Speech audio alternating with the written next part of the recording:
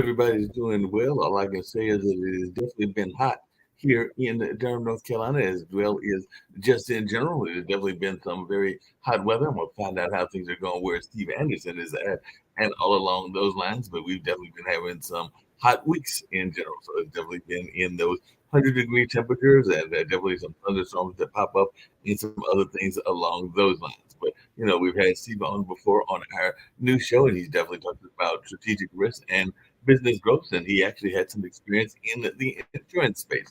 And actually, Nick Alvado, one of our founders here on the network, is a pension attorney and has actually done some work in the insurance space as well. So I'm definitely looking forward to hearing more from Steve as to how he has even been handpicked by LinkedIn as one of the world's most influential thought leaders and all along those lines. So definitely looking forward to having Steve share some of the things that he's got going on and what he's got going on with this book and some of the lessons that he has learned and even how we can deal with strategic risk as well. So I'm going to bring Steve in and he's going to share a little bit about his thoughts and all in that space. And then we might even have definitely some further conversations just as to some of the things that he has learned from talking to some of these amazing individuals and all along those lines. So, Steve, glad to have you back on again on the Pod TV network to share more of what you've got going on. And I know you talk about strategic risk and business growth. And a lot of times folks don't even think about those risks when they are going into business and all along those lines. So if you just share a little bit about this amazing book that you have written along with your business partner, who I believe is your wife, if I remember correctly, and That is all along correct. those lines. And if you can just talk a little bit about the tension that exists between risk taking and business growth, because sometimes folks aren't always realizing that when they are going into business, they might have to take some risk and they need to plan for the said risk and all in that space. But definitely looking forward to our conversation. But if you want to share more about this book and more about some of those things that you got from writing the Bezos letters. Mark, I'd be happy to. And thank you again for having me back on.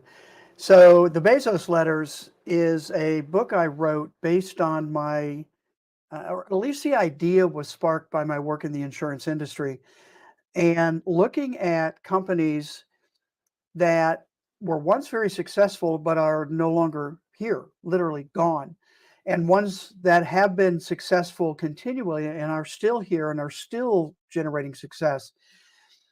I now say obviously, at the time it wasn't obvious, but I came across Amazon as one of those examples of a company that's been successful and continues to be successful.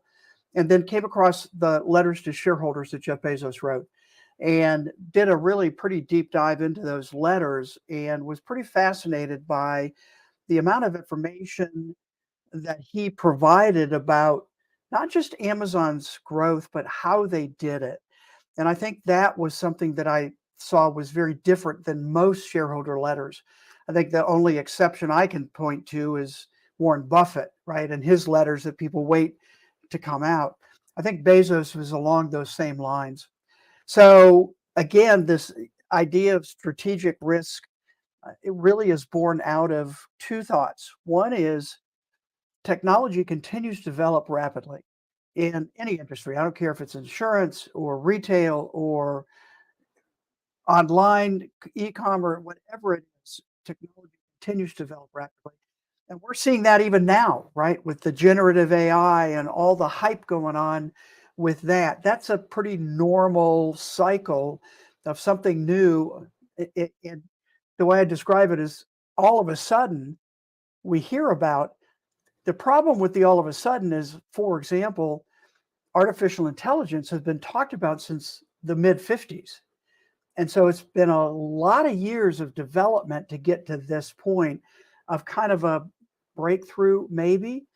So when I look at businesses and ask the question, is the biggest risk they face actually not taking enough risk, not paying attention to some of those trends, sitting back and resting on their past success without being strategic about what's next, and not even innovation. I actually think that term is overused right now. And again, I'll point to Amazon. At Amazon, invention is more important than innovation. And in order to invent, you've got to experiment. And if you're going to experiment, you're going to fail.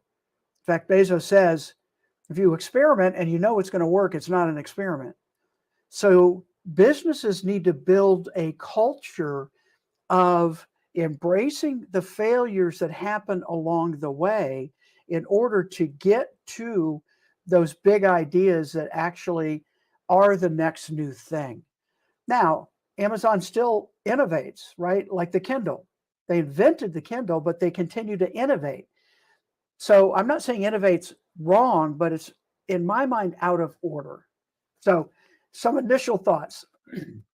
Well, there's some great, fascinating things that you're bringing up. One of the things that we talked about on one of our other shows, and I'd love to hear your thoughts about this, is I know that in a lot of ways, Amazon definitely believes in corporate responsibility and it definitely believes in taking onus in terms of their responsibility as a corporate citizen. I don't know that all corporations do that. So I just wonder your thoughts as to whether corporations have a moral duty to kind of look at the overall picture and not just the bottom dollar. And from what I've read about Bezos and some of the other leaders, they do seem to have that kind of mindset. Those that are more successful, there's kind of this notion of being not just about the dollar, but also about trying to make the greater good in society as a good corporation. I'd love to hear your thoughts. Because what I've heard about Bezos, that while he may have his toys and other things, he does seem to be a corporately responsible citizen. And why not have the toys, right? So, a couple thoughts come to mind. One is, um, I don't necessarily agree with the thought that if I have a lot of money, um, I have to, right, give it away.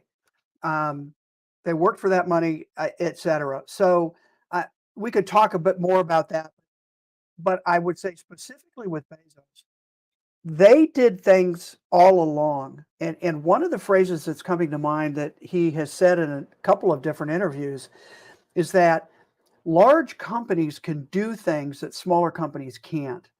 And that's one of the advantages of a large company. Now, we're certainly seeing a lot around Amazon and other large companies in terms of them being monopolies. And I, I, I don't know that I want to get into all of that. And at the same time, even from early days, Amazon did something really interesting, and it's called the Amazon Smile, like their Arrow Smile program. And what that was is instead of Amazon deciding where money was going to be given, they allowed their customers to choose the nonprofits, charities, organizations that they wanted to support, and a percentage, not huge, but a percentage of the sales the money they spent on Amazon would go to those organizations. And they raised millions of dollars for a variety of organizations. Now, they recently shut that program down. I don't know why. I thought it was a really interesting way to let their customers decide where their philanthropy should be as an organization. And certainly Bezos as an individual has done that a lot. And so another example corporately is in one of their buildings in Seattle, actually their headquarters. They actually have I don't remember now, I think it's 2 or 3 floors that are dedicated to an organization in Seattle that helps the homeless. So they provide space for homeless individuals while they're getting back on their feet. And that's just part of their building and how they think about that. So there are multiple examples. And then we go to the climate pledge.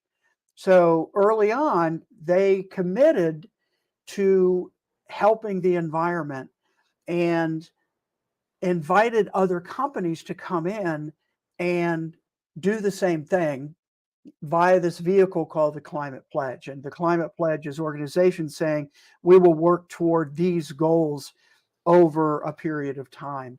So again, lots of examples of the money that Bezos made, that Amazon has made, does go back into the community. And they really do work on trying to support local communities.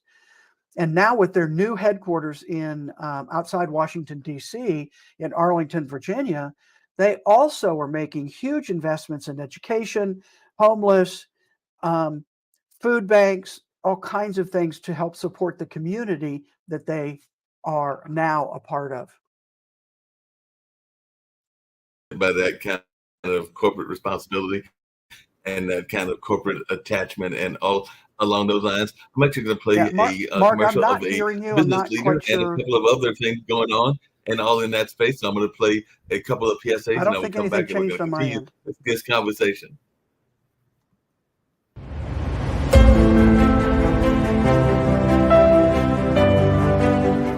I love to introduce somebody really awesome. He is a master of training other speaker, and he is a great speaker because I saw him speaking, and he hardcore. He looks like athlete. He looks like a fighter. But when he starts speaking, he speaks with a real warm heart and really touch people's heart and really fascinate people. Here's to the crazy ones, the misfits, the rebels, the troublemakers, the round pegs and square holes. They're not fond of rules and they have no respect for the status quo. You can quote them or disagree with them, glorify or vilify them, but the one thing you cannot do is ignore them. Because they change things, they push the human race forward. And while some may see them as the crazy ones, we see genius. Because the people who are crazy enough to think that they can change the world are the ones that do.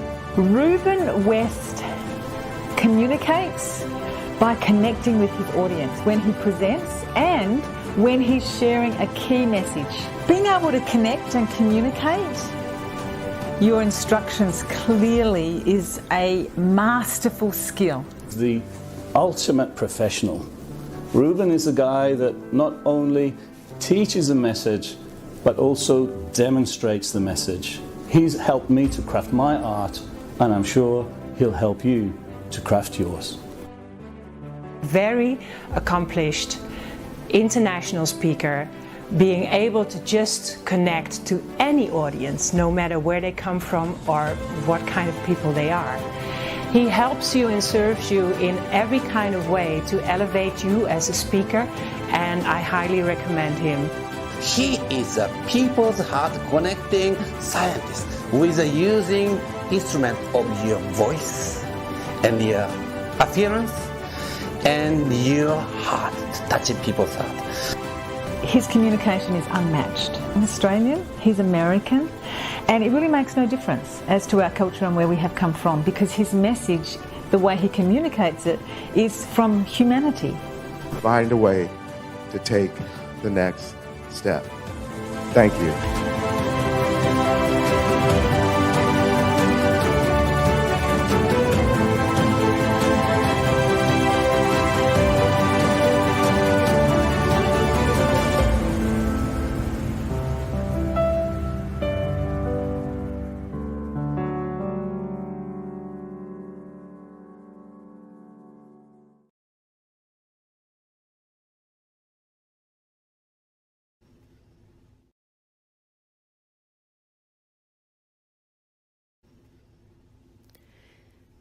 It is a gem, tucked away near a forest, a place where the lost are found. It is a gift of wholeness for those who are ready to receive it.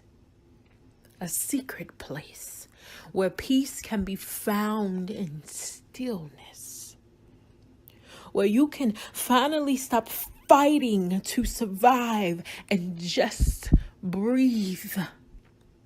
Just breathe. Where accountability corrects and the word help is not a cuss word. It is the place that was thought of before you ever thought you needed it. It is where forgiveness starts and healing begins.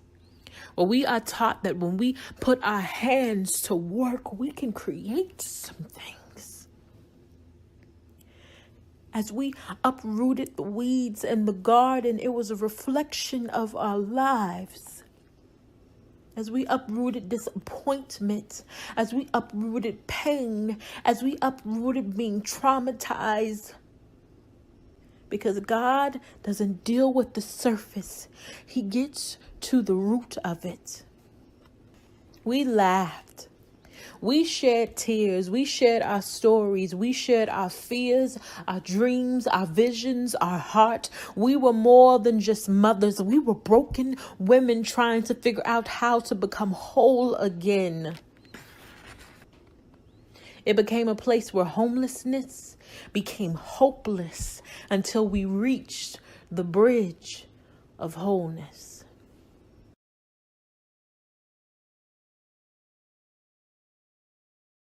Me clearer now. Again, a couple of the interviews and everything going on along those lines, and we've got all kinds of things happening in that regards. But one of the things I was going to ask you, Steve, and everything is definitely you have done a lot of work as a influencer, and I know I've been given that title as well. But what to you does that mean? Because as I was reading your description, I was going like, they're calling him a LinkedIn influencer, and I know that I've been called a influencer as well, and sometimes I'm going like, well, I'm not exactly sure what that means and all in that space. But I was wondering, as one that has got these kind of titles, you've definitely got that ranking from LinkedIn and from other things, and you've definitely been in a number of great publications, whether that's Forbes, whether that's Bloomberg, or whether that's a number of other ones. So I'm guessing that that is why they consider you an influencer. I don't know that I have that kind of reach and all in that space. So like I said, when I got the notice of being an Amazon influencer, I was going like, I don't think that I've done all that much with Amazon and all in that space, but that's what they said I was, and I don't know that I've done enough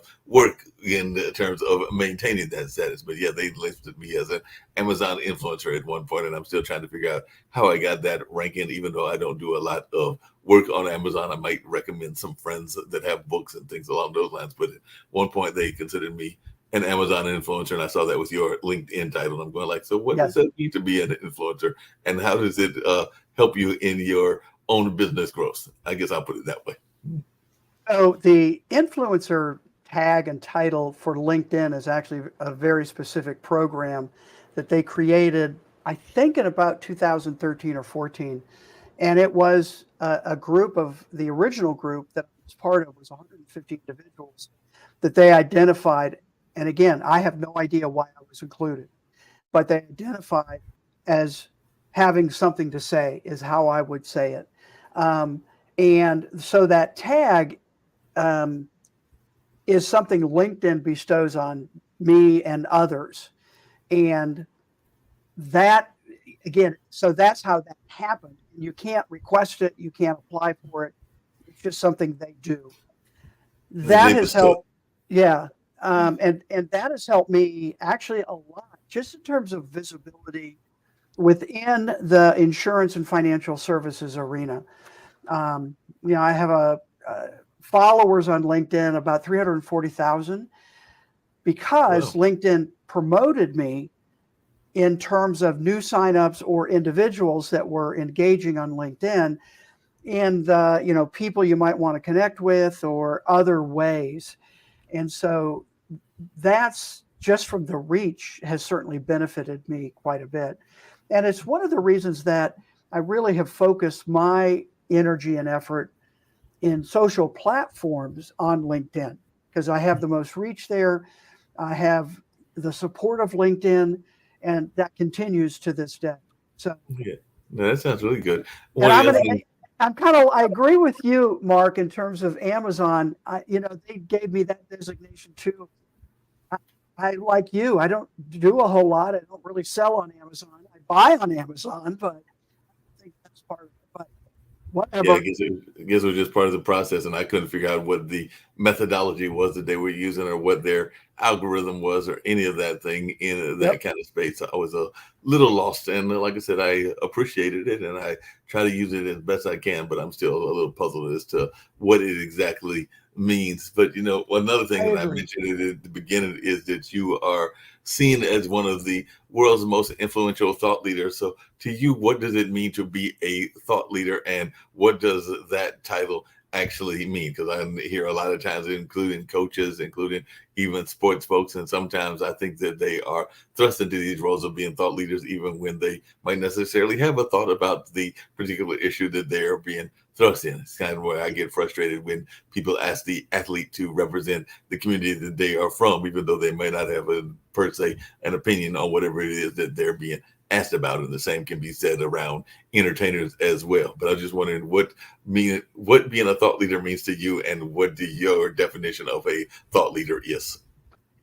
Well, I echo some of your comments in terms of, I think people who say they're thought leaders may or may not be. Right. And that's, again, validation, third-party validation for me on LinkedIn. They're the ones that picked me. And, in the best sense of the word, I think it's somebody who has the ability and can communicate ideas and thoughts in a different way. And I would say an example of that for me, we just talked about, which is innovation's overrated, invention's not rated high enough. I think people don't think that way right now. And so when I talk about that, I am trying to influence how people think and maybe get them to think differently about a particular topic or subject. And certainly around the book and Amazon and the growth principles, there's a lot of things there that I talk about that are not something a lot of people talk about. So can I be influential? I like influential maybe better than thought leader, Right. but I do think that's an external label that people put on others. And like you said, entertainers, athletes, some other, because of their success, therefore it's assumed they must have more to say. Yeah. And sometimes they do, and Yeah. sometimes they don't. Yeah. No, because I can think of some that have definitely jumped into the conversation, and in some ways, I did think of them as being thought leaders. A Mhm. schoolmate of mine, and I did go to Marquette, was Doc Rivers, and we know that a couple of times with Black Lives Matter and some of the other things that were going on, including some of the stuff around Colin Kaepernick and others, that he did use his voice and actually tried to influence the conversation. And like I said, there are things that he said that I might have agreed with. There are things that he said that I might not have agreed with, but definitely it did seem that he was using that voice he had in the sense of being the coach. I think at the time that he was doing that was of both the Clippers and the 76ers, and even including and encouraging some of his folks to speak out as well on some of these important issues. So I thought in that sense, he was being a thought leader and using his position in order to influence the conversation. And even though he's out of a job right now, he's not totally out of a job, because he just recently got hired as a consultant for the Clippers. And I'm sure that some of the networks may be coming at him about being a color commentator as well. Sure. So he will probably still use whatever voice he has, whether that is as a coach, consultant, or a color commentator, to speak on some different issues that are of concern to him and all in that space. So I think you can use it as a tool if you have those issues, but I don't like it if people just automatically assume that you're going to know the issue because you are of whatever group that is part of the conversation. So like I said, I think you can do like Doc did and insert yourself into the conversation, or you can choose not to. And I don't think that the media needs to automatically assume that you are going to have an opinion on everything that is part of your group dynamic, whatever that group dynamic is. Yep, I agree. Totally agree. Switching back on that and everything, one of the things that I know, and then speaking of group dynamics, it is a industry that here in Durham was part of a growth area, and it was definitely part of a minority growth area, but it also sometimes has a bad name. So I've got to teach you about this and ask, when you first got into insurance, did you have to deal with that? Because I oftentimes think of insurance salesmen as having that kind of negative stereotype that also car salesmen have as well. So is that something that you ever faced? And if so, how did you deal with that? And I know that you are married, and I don't know whether your wife was in that same field or not, but was that something even in the dating field where she was going like way back when and everything? She's going like, no, you're an insurance person. I'm not talking to you. You've got that salesman personality and all along those lines. Or maybe she's got a saleswoman personality for all I know, but I was just wondering, how did you deal with that stereotype? Because insurance salesmen, car salesmen, I can name a couple of other ones, do have that kind of negative stereotype that is out there. Yeah, I agree. And what I would say is used car salesmen are below insurance salesmen in the list. But so yeah, totally agree. And I think a little different for me in that my first how I got into the industry was working for my father-in-law. Hmm. He had an independent insurance agency in the Washington, D.C. area, and I came in to help him out for a while, never thinking I'd stay. Found out I really liked it. You know, it's helping people sometimes in their worst Hmm. time, right? A car accident or a house fire or whatever that is, or a business gets a lawsuit because something happened, and you're able to be there, help them. So that part I really like. And I also like the technical side of it. So an insurance policy is just a contract. Right. And so understanding the provisions and helping others understand what actually they're buying. And so for me, it's been a great industry to be part of. It's provided huge opportunities. And I do think, you know, I think the picture of an insurance salesman might be what we call it, you know, in the industry, the debit person. Hmm. So debit policy was a door to door. You sold life insurance, not a large amount, but you could pay it either weekly or monthly. And the debit person would go around and collect the premiums. Well, you know, that feels a lot more like the vacuum cleaner salesman process Right. versus, I think, certainly what's happened more. And that's still a little bit a part of the industry, but it's a small part. But what happens now is, you know, people, individuals or businesses build a relationship with an insurance agent and trust them with the knowledge and skill needed in order to properly protect them. And that's really all an insurance policy does is if you suffer a loss, accident, fire, lawsuit, insurance steps in to help you with that particular loss and get you back to the same financial position you were in before the loss. Now, there's lots of conversation around how well they do that and the insurance companies, and no question about that. But it, as an industry, literally, and I believe this pretty strongly, you could not be on this show without insurance, Yeah. right? I Right. mean, it literally keeps the economy running because nobody would be willing to take a risk without that insurance. And that's what happened hundreds of years ago Hmm. in England at Lloyd's of London. The ship owners started getting together saying, hey, it's really financially brutal. Why don't we get together, share that risk? We all pay part of the premium. Somebody suffers a loss, then we'll help them restore. And hopefully it doesn't happen to us, but the next time we might need that help. So anyway, No, that makes a long lot of sense. answer. And what's the right word? I am high on the industry. No, So I appreciate it. It definitely sounds like you're very high on the insurance industry for sure and all along those lines.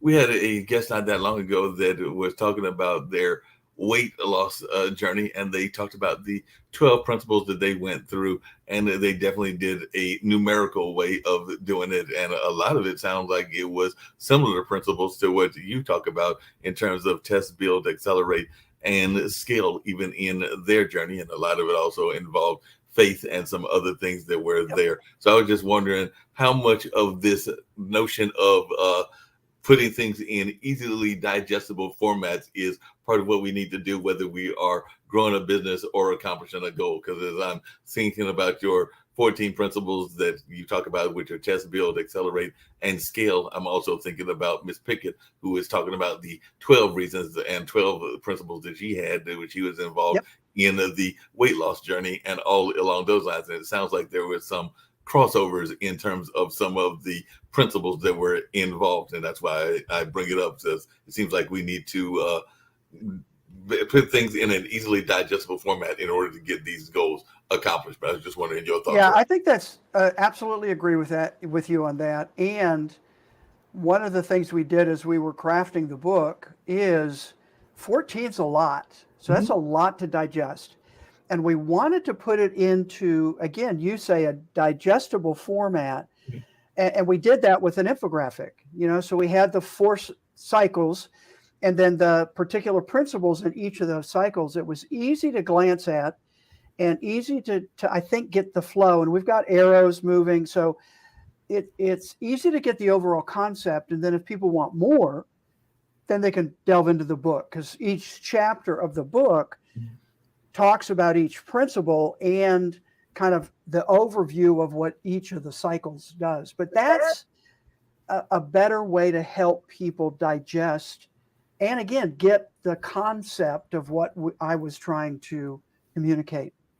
That makes a lot of sense. I know one of the things you talk about, and a lot of times corporations talk about it as well, is this notion of risk. And I sometimes think that a lot of people, when they go into business, don't realize the risk they are taking, because we know that even if we want to look at the athletes and the entertainers, there are many of them that would love to be successful, would love to be the next Michael Jacksons, or and that's in the world of music and all, and in that space, so they would love to be the next Jeff Bezos in the world of business, or maybe the next Tom Hanks or Tom Cruise in the world of entertainment and everything. But we know, and I know that you know this as well, that the success rate of folks that go into these fields is not all that high. I want to say that it is very minuscule, the amount of folks that actually make it into the NBA, when you look at the amount of folks that play high school sports, college sports, and a number of other sports as well. And we can use the NFL,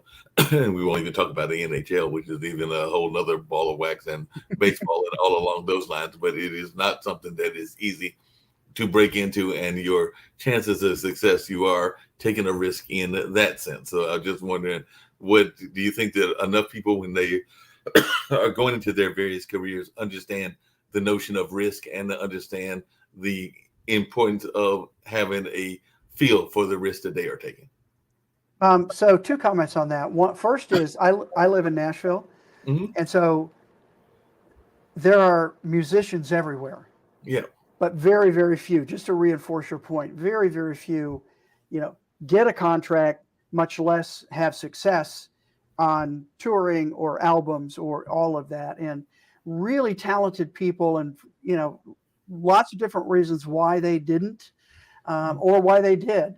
But yes. So the other thing thought I had was, we think of entrepreneurs starting a business as risk takers. Right. And I think that's maybe true, but I'm not quite as confident that they're taking smart and strategic risks. A lot of times, in fact, I was just talking to somebody recently who was describing their friend who had a passion for running in tennis shoes.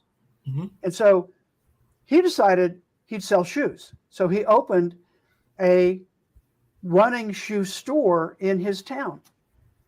And he failed miserably because there weren't enough runners that wanted shoes in the town to make his venture successful.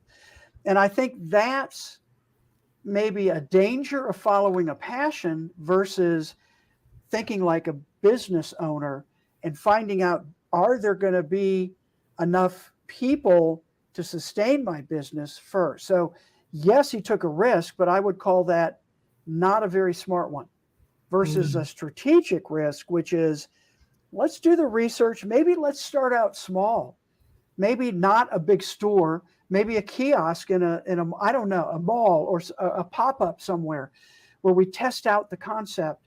And again, it goes back to some of the principles I talk about, right? Test and build.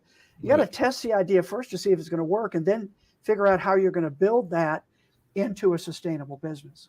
No, because I've seen that, and it is a very risky field, and across the board, no matter which aspect of it that you do it. But I do have some friends that are in the restaurant business and all along those lines, and some of them actually, they started off with a food truck and then Yep. maintained and built up an audience with that food truck before they then went and got the storefront property and have had success with the storefront property. But they first built up the audience with the food Yep. truck With the and food all truck. along those Yep. I lines. think that's a great example.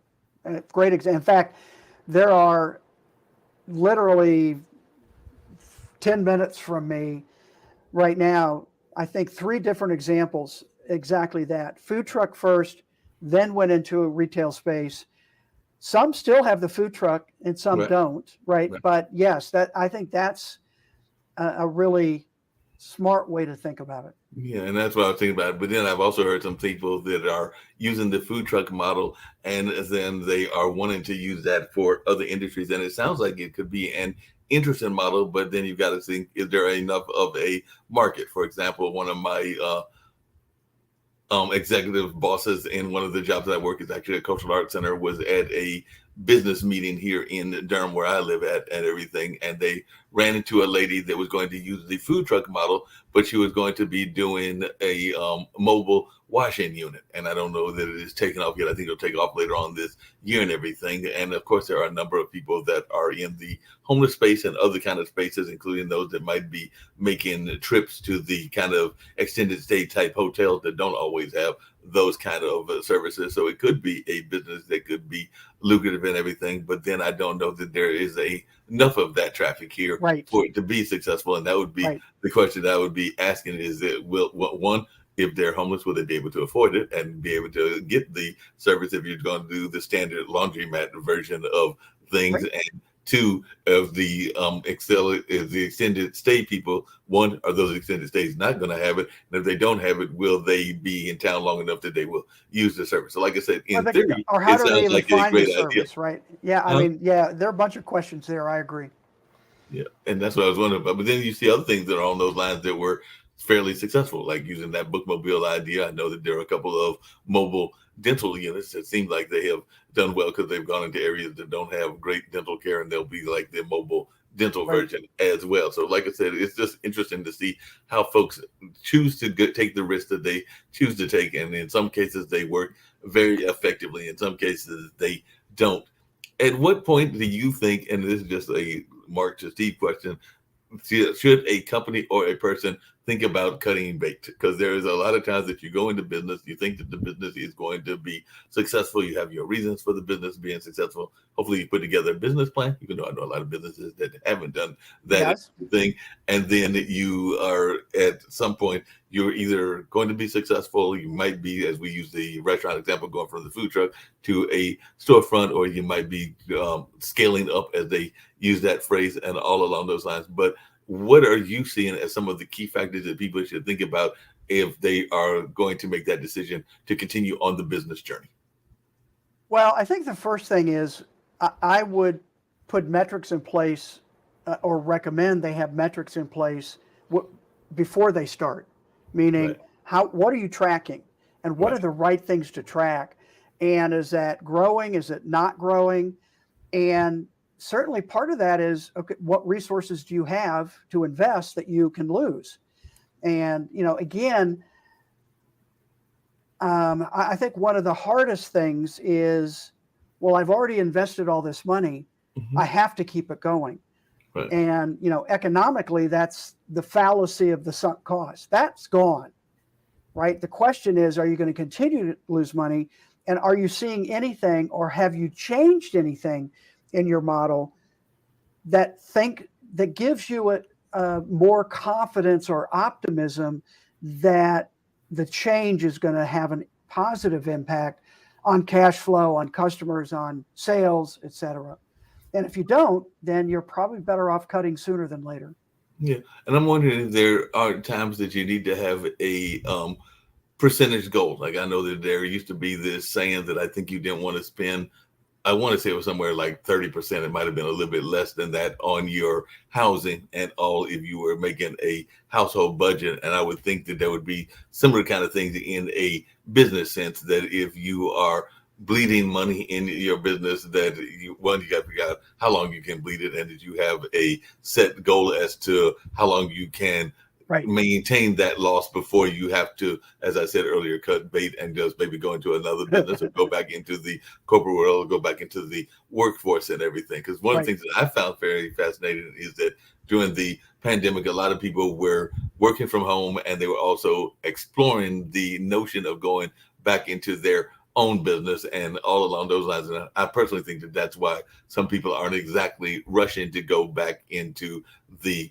corporate office environment, because they have found things that are more in the entrepreneurial lane that they are trying to use to maintain their living. Now, at some point, those things may be successful and they may be able to do that, or at some point, they may find out that they can't have their Lyft and their Uber job and their own little private businesses, whatever they are, and they do have to go back to work for Walmart or whatever company that they might have been working at previously and everything. But that's just something that I've observed a Yeah, number of and people try to start up their own businesses.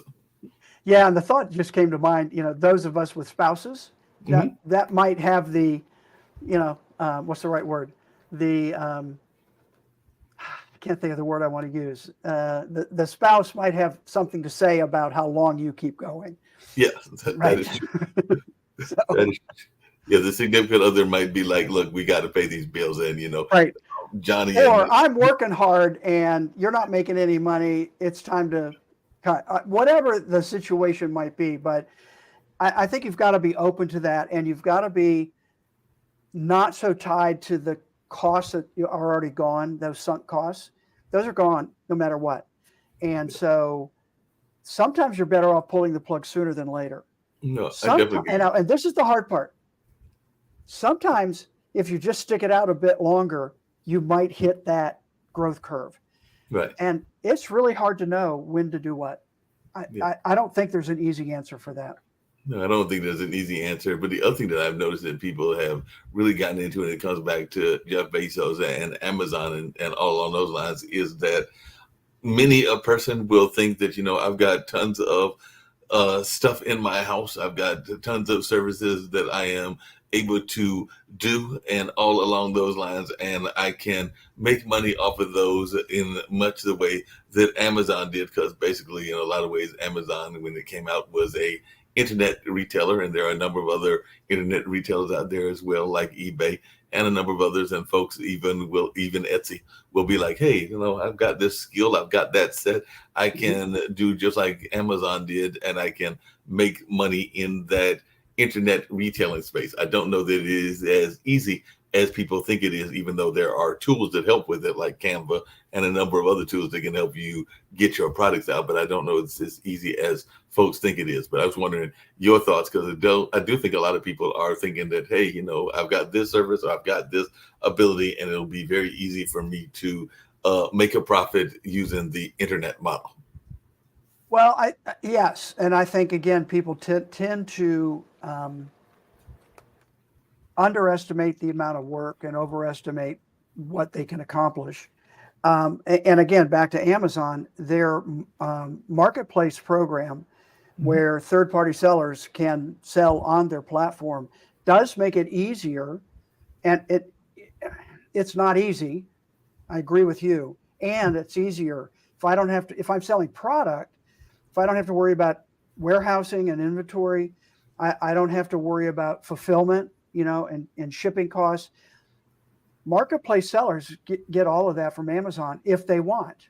Right. Now, they may want to do it themselves, and that's fine. But Amazon has created hundreds of thousands, if not millions, of small businesses by selling those services, warehousing and logistics, to smaller businesses who could never build that out on their own. And that's one of the things that Bezos looked at early on, that growth was their focus. But once they invested the money, like fulfillment centers and warehouses, then adding someone new was very small in terms of additional cost to Amazon, and they could now make money from that third-party seller. And it helps Amazon's customers. And I mean, there's a lot of benefits going on with both Amazon and third-party sellers, certainly in the e-commerce space. Yeah, and that's what I'm going to say is in that e-commerce space, there are some, and I mentioned one of them earlier with eBay and definitely Etsy, and I would even put Shopify in there as well. That seemed like Mhm. they were doing quite well during the pandemic. Amazon seems like it is continued to do well. I haven't looked at the stock market and don't claim to be an investor in any sense of the word all along those lines, but I don't know that they are doing as strong as they used to do and all in that space, and they might have taken a downturn, not so much Amazon, but the other ones that I just mentioned. But in your observations, is that what you have seen? Because I don't know that I hear as much about Shopify and eBay as I did during the earlier days of the pandemic. And part of that is because people were sitting at home trying to figure out how they were going to get not just their food, but their personal items, whether that was Right. the Right. shoes or shirts or whatever else that they might want to have come to their house and they can go out to the store to get that item. So I would say a couple things. One is Amazon scaled up during the pandemic because everybody turned to them. Right. So the demand increased significantly. What they didn't do a good job of was understanding that that demand would fall once the pandemic worked its way out. So they overbuilt fulfillment centers. They overhired. And you've seen them made a lot of adjustments over really probably the last year in terms of laying off people, shutting down building projects, Right. in those kinds of things to adjust. And I think, again, large scale, no question, but looking at what steps they took to right size the trends they saw, which were not positive, meaning they took hard steps to get the cost under control, to get growth back, and help increase the margins within Amazon. I think like Shopify absolutely took a run at Amazon trying to do similar things. I think the question there is Amazon so entrenched in that space that's going to be really hard for someone else to come in. I think the answer is probably. Walmart is trying, hasn't had much success, going from retail space to e-commerce. Right. They're doing a bit, but again, not great success, I would say. So it's definitely a hard space. And I think some of those players, eBay is another example, are trying to figure out how to do it. And is Amazon too far ahead for anybody else to catch up? I tend to think maybe, but I don't. No business is bulletproof. Amazon more than likely is going to fail someday. I think it'll be a while, and that's what happens. Somebody else will come along, something new will come along. I can definitely see that and everything, but I'm imagining that Amazon can be just like a lot of corporations and even a lot of societies and everything, which is that maybe at some point it can grow too big and maybe be an implosion from within because they have grown too big. Because I've seen that with some corporations as well, where they have definitely gone into different aspects and different industries that weren't necessarily their core industry and everything. Because I have definitely seen that. I think Staples might be doing that to some degree with some of the things that they are doing with office supplies and even doing stuff that is outside of the traditional office supply kind of thing. And that's just one example that is coming to my mind. And there might be others that are doing that as well. So is that a danger that they may face, is growing too big and maybe even stepping into industries that weren't their core industry when they started off? So yes. And in Amazon speak, that's called a day two company, right? So we talked before about day one, always be thinking, keep going. And that is a danger as a company gets big. And Amazon, I won't say is doing that yet, but they certainly are in danger of that kind of process. And I feel like what I'm hearing and seeing is they are aware of that and are trying to take steps to correct that and not do that.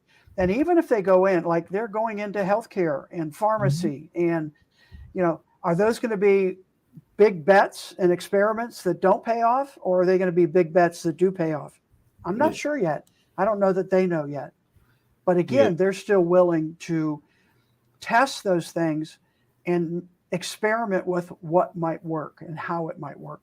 And it's interesting you say that, because I was actually thinking about the restaurants that had a core product, and then they merged with another product that was not their core product. Then folks would start wondering whether they were going to be as good in that product or not as good. And I'm thinking about like the fast food kind of joint things. Like, I think if I remember correctly, even though you don't really see them joint that much, I think it was KFC and Taco Bell that joined together. And then folks were like, thinking, well, KFC is a chicken company. What do they know about making a taco? And all these and the same with some of the McDonald's mergers, where they would see them merging with another food that wasn't necessarily the food that they were known for. And then folks that are loyal to that other product may wonder if they can adapt the same kind of scalability in that product that they are not known for. And I've seen that even with, like, I think it was Starbucks and one of the ice cream companies, or one of the coffee companies and an ice cream company. But definitely that's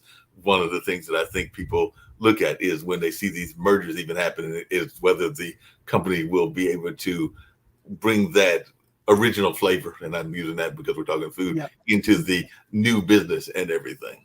Yep. And it often can't. I mean, that's everybody thinks it's a great idea, and the execution then becomes very difficult.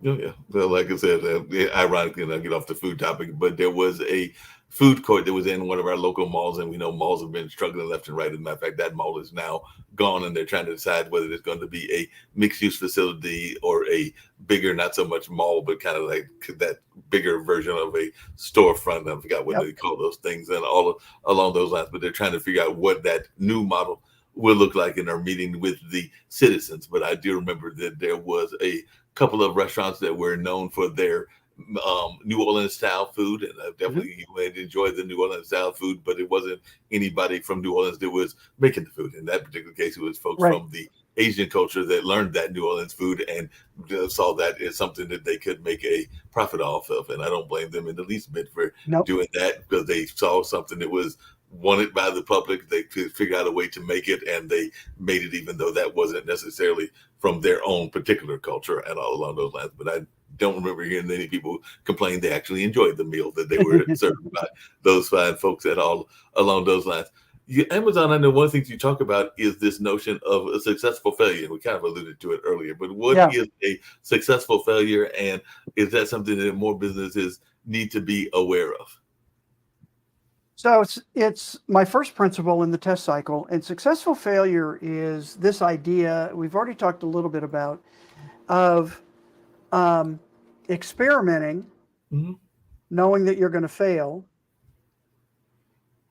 and learning from the experiment, so the next time you do it, you might succeed.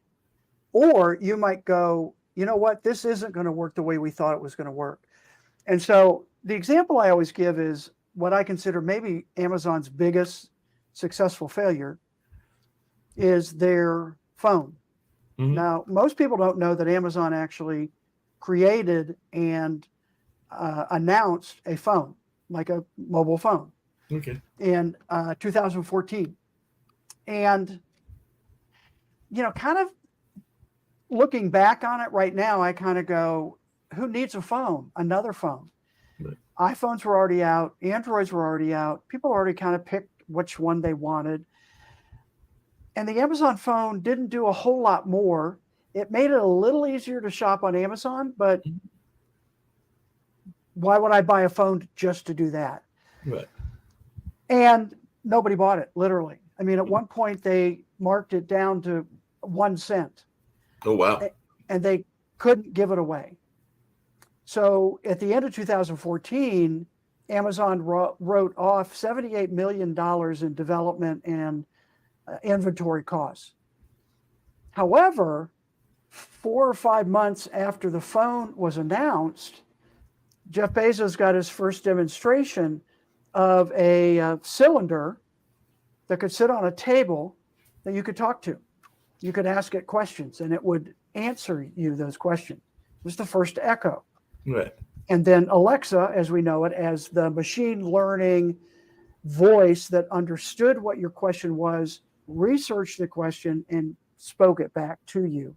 So what they learned in the phone in terms of audio and all kinds of different things, they were able to transfer that failure of the phone into the Echo, and that's been a great success. So that's an example of a successful failure. Yeah, it definitely sounds like a successful failure because definitely the Echo and Alexa are doing quite well. You can't go hardly to a house or a car without hearing that voice, and Yep. sometimes it is oftentimes answering questions that you didn't even know that you were asking it because it might just overhear the conversation that is going on. I kind of alluded to it earlier and all along those lines in terms of business success, but how many businesses, Steve, do you feel are not actually putting together a business plan? Because one of the things that I have read about Gates and about even Bezos and others is that they might not have had the thorough plan, but they did have a plan in place, and that they might not have had the quote unquote education that some people think you need, whether that's college education or whatever, but they did have a core plan in place of what they wanted to do, and maybe even some partners that they wanted to work with, even though the partnerships didn't always work out. But I find a number of businesses, I don't care what field they're in, that don't have a business plan and don't have the kind of correct allegiances to the state that they are in terms of their right license and all along those lines. But I was just wondering how much of that is a conversation that you feel business owners are not taken seriously enough. Quite a lot. So a couple comments. First is Jeff Bezos, when he and his wife Mackenzie drove from New York City to Seattle, she drove a lot of the way. He sat working on the business plan. So yes, he did have that in mind and written down, partly because he was looking for investors, so they wanted something, and partly that's how he thought. Kind of the second part of that is in the insurance agency space, based on surveys I've done, about half, 50% of insurance agents don't have a business plan. Wow. So typical small business, can we extrapolate that to other small businesses? I think that's a starting point. So most don't, or at least half don't. Yeah, I can definitely see that, and that can be an issue as well. How much do you think it is important in terms of a business to have those traditional or those strategic alliances and connections with folks? Like I said, partnerships are very big in business, and I know that sometimes the partnerships are very successful, but we also know partners that have literally, including some of the major partners, gone Right. their separate directions and everything because they weren't seeing the same vision and all along those lines. And I oftentimes believe that you can't necessarily live somebody else's dreams and everything. And I think that's where some businesses get in trouble, is they get talked into living the other person's dream, even though that isn't necessarily their dream. I'm not saying you can't be supportive of your business alliances and business cohorts and all of that, but I do think that sometimes people get caught up in getting talked into supporting the other person's business and not necessarily going for their own business. And we definitely have seen that on the bigger corporate level as well and everything. But I just wondering your thoughts about that and some of the research that you have found in those lines. Yeah. So one is having a partner, either, a full partner, whatever, is one way to protect against the risk of starting, right? Because now you've got two people, somebody specifically who's trying to achieve the same goals you are. Right. So that could be protecting the downside. That could be one way to do that. The other side of that same coin is if it's not a compatible fit, and exactly like you said, if it doesn't, if both people don't resonate on the same goal or are heading the same direction, it can be worse. Right. Right. So there are benefits and detriments. And I've seen too many insurance agencies typically are multiple people, maybe one, but a lot of times they're multiple owners. And that becomes difficult if you have too many, because you can't get anybody to decide anything. I think this, I think that. No, who's running the show? And so that can be detrimental also if you have too many partners. Yeah. or too many people to try and corral into a decision. And even in the insurance level, because I know that there are different types of insurance and methodologies out there. And if you've got one partner that is supporting one type of that methodology and the other partner is more ingrained in that other methodology, then they might be able to work together and make it work as a team. But if one is pushing one over the other, then that could be problematic. And I don't remember all the different types of methodology, even though I do have some friends in that insurance space, but I do know that there are different types of insurance that are preferred by one insurance agent over another, and you Yeah, would do that better than I do. But and if you said them, I would remember them. But I just know that in my conversations, there are some people that like like one is the IULs, and then there are a number of other ones that other people might not be as big a supporter of, and all along those lines. yep, yep. And some of that depends on kind of what part of the industry you're part of, Right. et cetera. But and again, there are organizations that will help. And I'm thinking agencies right now, but I'm sure there's others that are kind of aggregators, that they help Right. bring a group together, provide services to the group, so you don't have to replicate that and spend money on what somebody else has already done. Not quite the franchise model, but kind of something somewhat like that. So again, these are all ways to mitigate the risk of starting something new. Yeah. And kind of back to your comment, in the insurance agency space, there are independent agents Right. who represent multiple insurance companies, and there are captive agents that only represent one. So, Right. like a State Farm or an Allstate, those agents only sell policies from those two insurance companies. That's not necessarily bad. I happen to be on the independent agent side. I think it's better for the consumer to have multiple choices. And for the agent starting out, they get a huge amount of support from those insurance companies that helps mitigate the risk of starting something new. Yeah, because I've got friends that work in the real estate space, and I know that that same thing exists Same in idea, the real right? estate space. Because you might have somebody that is working for, I think it's Fonville Morrissey, and somebody else is working for like KW, uh, KW something. I can't Yeah, remember the whole Keller thing. Williams or Keller Williams, right? yeah, But and yes, it kind of a similar, and again, they're real estate agents. The broker who kind of runs that group oversees all of it and provides, services and right, support. right. And then Yep, there are, like you similar. said, there are some independent agents that don't necessarily work with those big firms. They're kind of doing it on their independent owned situation. So yeah, that model definitely exists in real estate as well, and a number of other businesses also. What do you think is some of the Bezos leadership skills that other business folks should look at? Because I know when I think of great business leaders, I think of people even here in this area that one were attached to the community, just because I think that that's important to have if you are going to be a successful business owner. And I know not everybody believes that philosophy, but I definitely believe in community ties by our corporate folks and all along those lines. And that's just partly because of my mom's work in the nonprofit world and all in that kind of stuff when she ran a major trust fund before she retired here in North Carolina and all Uh-huh. along those lines. But I definitely believe in that. And I think that there were even some big corporate types that had that kind of mindset, including some from here. Because if I think about the history of Mr. Duke, he definitely gave back to some of the poorer communities and not just those that were associated with the university, even though he was a tobacco Right. tycoon at the time and Yep. all along those lines. And even though there are folks that may not have liked aspects of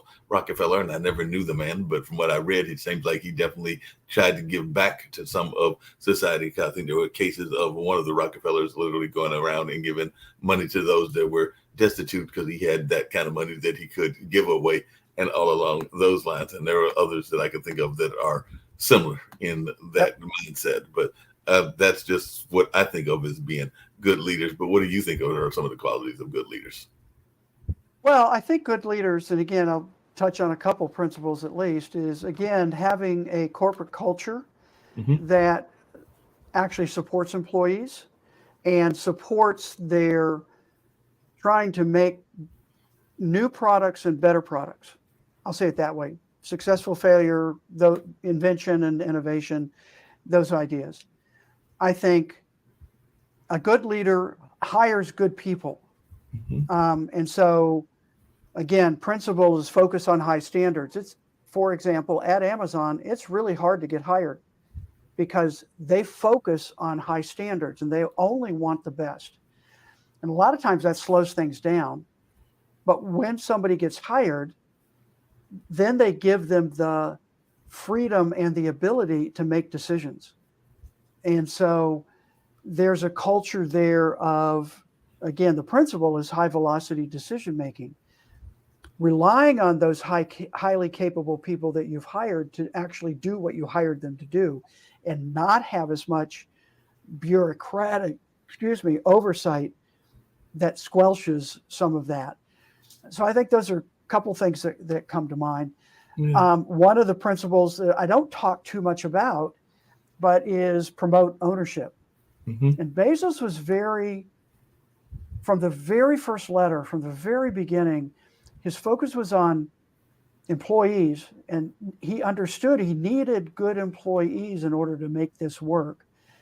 And what he said was that employees need to be owners. Actually, what he said was employees need to think like owners. Therefore, they actually need to be owners.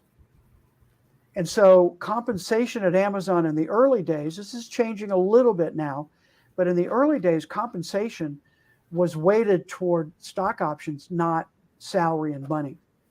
So people got stock options because if they worked hard and the stock did well, they'd make more money than they'd ever make in a salary. And they were owners. So they were invested in moving the company forward and kept that as a front of mind thought process as they were making day-to-day decisions. So I think those are a couple of things that come to mind.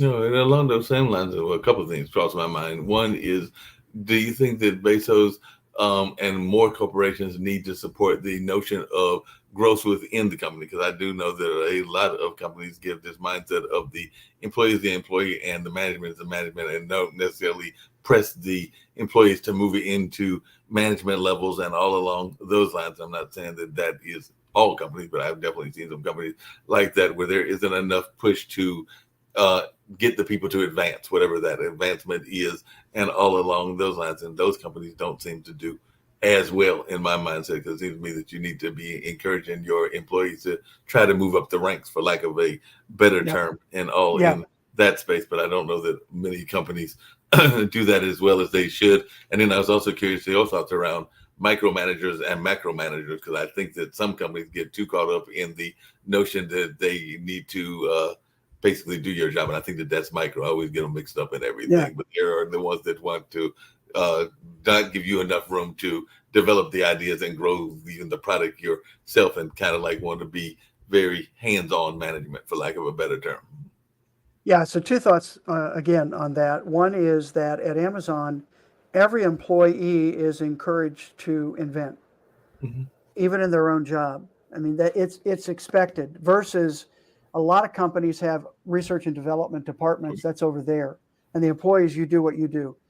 But employees at Amazon are encouraged to fix what they see as a problem, come up with a solution, present that solution. And there's a little bit of bureaucracy there. I'll get into that in a minute. And then if their solution is accepted, then they may be tasked with actually running that solution. And you talk about tapping leadership. I mean, they may be, their manager may say, okay, you run that. So they're automatically, so they always have this internal process of identifying the superstars or the people who do a good job, giving them more responsibility to see how well they do, and then keep moving up. So a lot of times you'll see people at Amazon who are in a particular position or job for not a very long time. It might be 6 months, might be a year, might be a year and a half, but they're moving into another position. So again, go on LinkedIn, find somebody who works at Amazon, And you can often see they've been at Amazon a long time, but they've had all kinds of different positions because they have been moved up the chain, as you said. Yeah. I think the second thing is Amazon is probably the largest company with the least amount of bureaucracy in it. Because again, they hire high quality people, they give them the authority to make decisions and do things. They don't have to wait to convince some supervisor or senior VP or whatever. If it's a big enough project, it may get to that level, and they can start now. And again, people recognize when employees are successful. So it's a hard place to work. There's a lot of demands put on people to produce, and promotion can be pretty quick if you are someone who can thrive in that type of environment.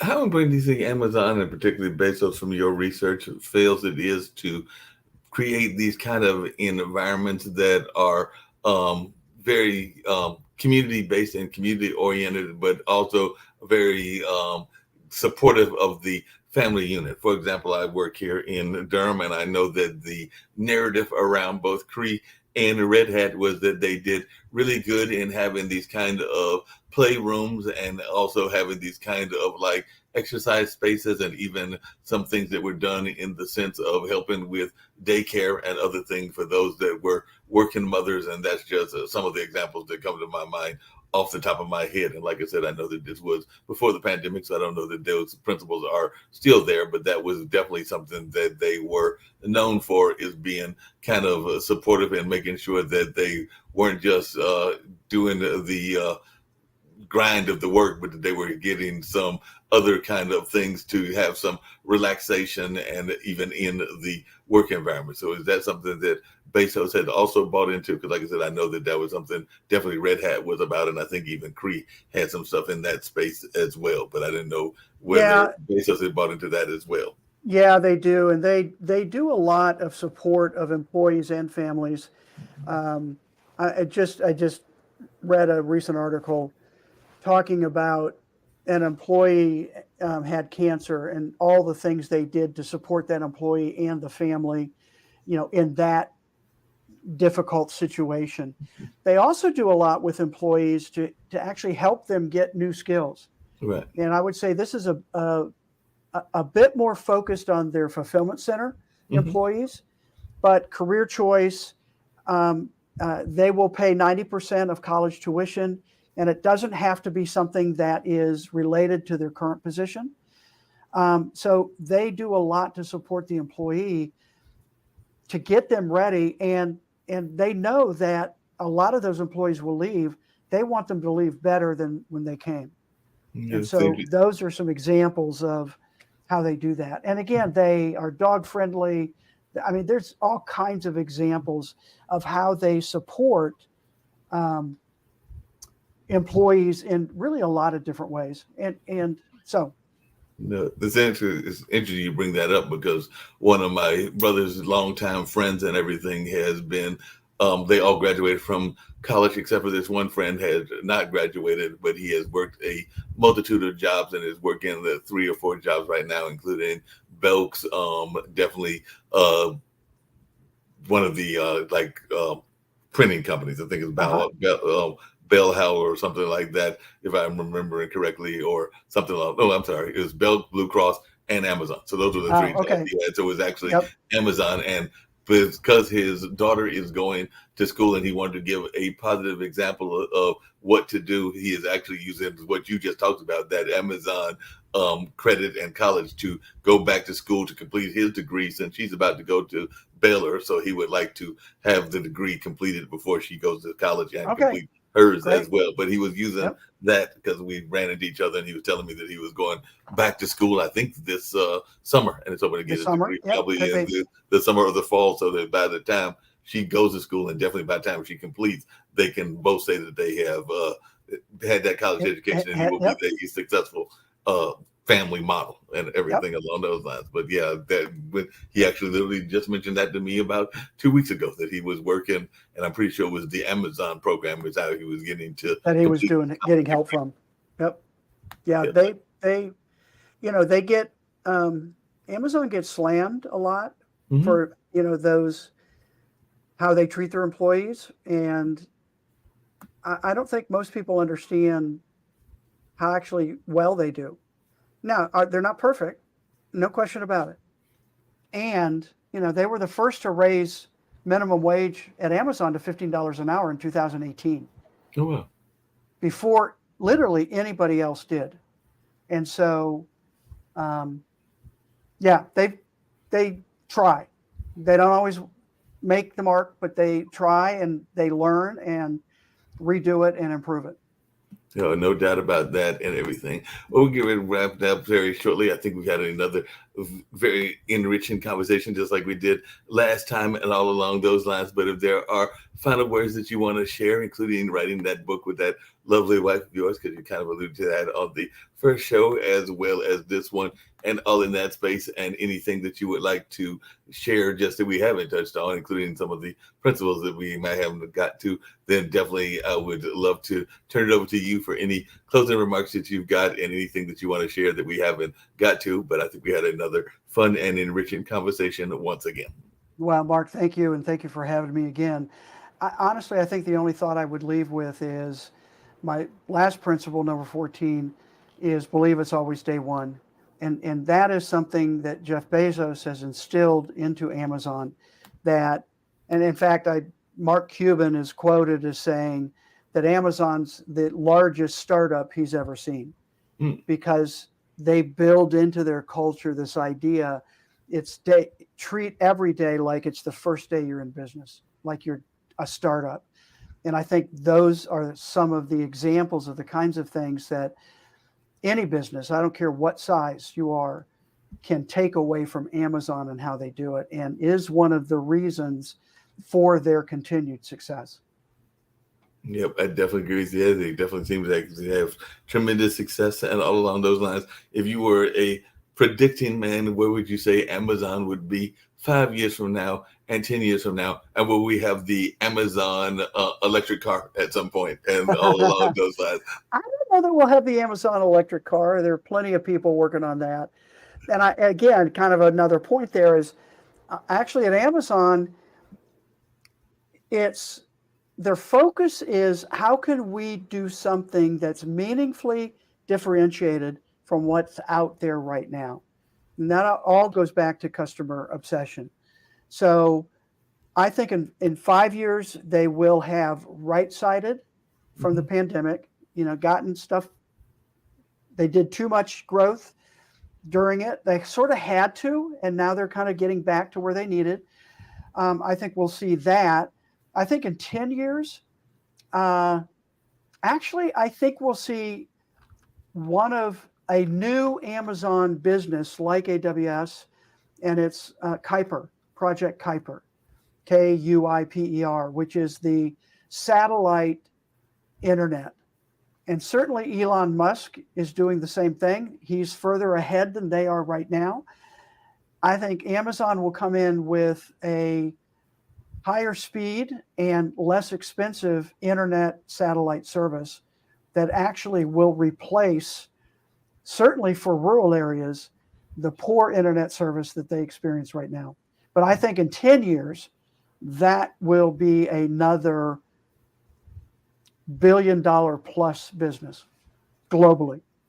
Yeah, I can definitely see that, particularly if they can get that going for internet access in poor areas of the world, not just in the U.S., but around the entire globe and all in that space. How important do you think, and then like I said, just as we wrap up, I have one other quick question, but how important do you think it is for Amazon employees to be connected, or how does Bezo think it is for them to be connected on all the aspects of us as humans? Because I do think that some corporations try to pay attention to the emotional, the physical, the mental, which we kind of alluded to, but also the spiritual aspect as well. So is that something that you feel that Bezos and his leadership team try to do with their employees, is make sure that they are healthy or as healthy as possible in all of those aspects of us as humans. Yes, I do. And the evidence of that is Bezos, in his last letter to shareholders, announced or wrote about 2 new leadership principles. Those are different than my principles. They're leadership principles, which are around employees. The first one is Amazon will be the best place to work in the world. And the second one, part of that, is it will be the safest place to work. And so we'll see how that works out. That's new, takes some time, but I think we're already starting to see some changes at Amazon because of those leadership principles and the focus they're putting on employee well-being and employee safety. Yeah, definitely. Before we get out of here with one of the supplement ads that a good friend of mine gave me, and all along those lines, one of the things that I get every guest to do on just about every show is a message of positivity and hope that you would like to share with the global community. So if you want to live the audience with that message of positivity and hope that you want to share, and if you want to tell folks once again how you can be reached and how your book can be obtained, I will turn it over to you for those 2 things, and then we'll close out with that supplement ad and all in that space. So any message of positivity and hope, and anything that you want to share about how you can be reached and gotten in contact with.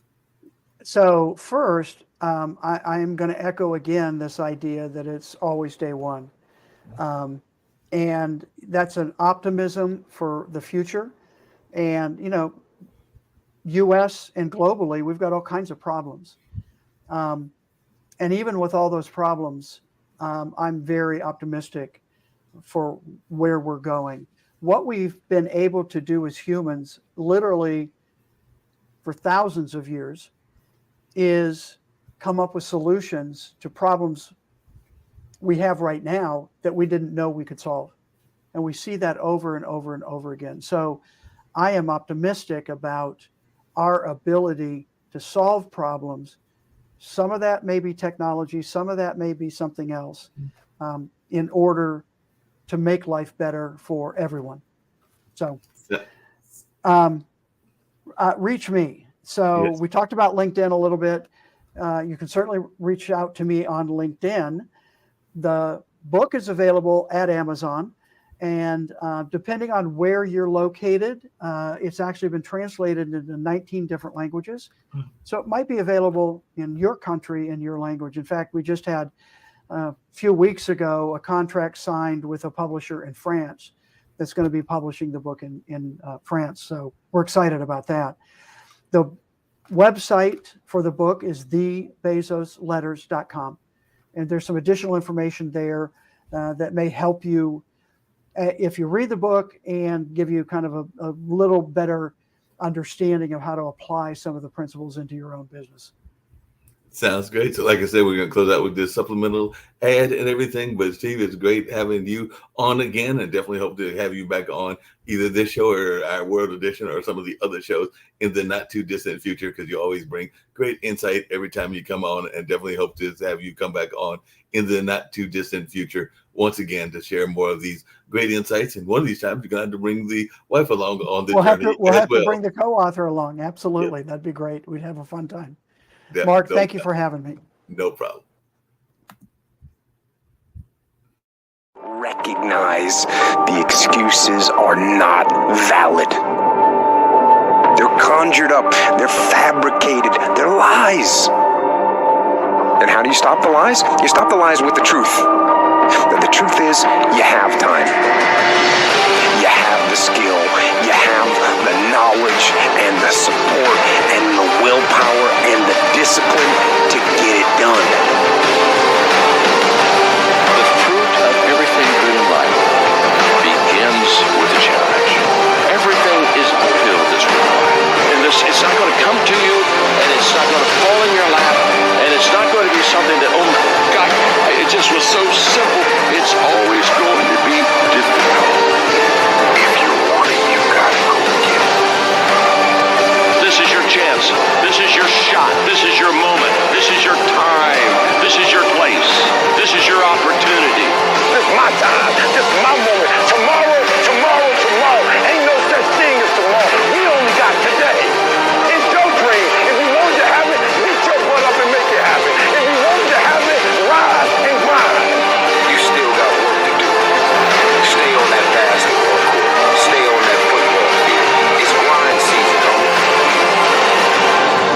This is your time to get what you want. Go work that thing with Work That Thing supplements.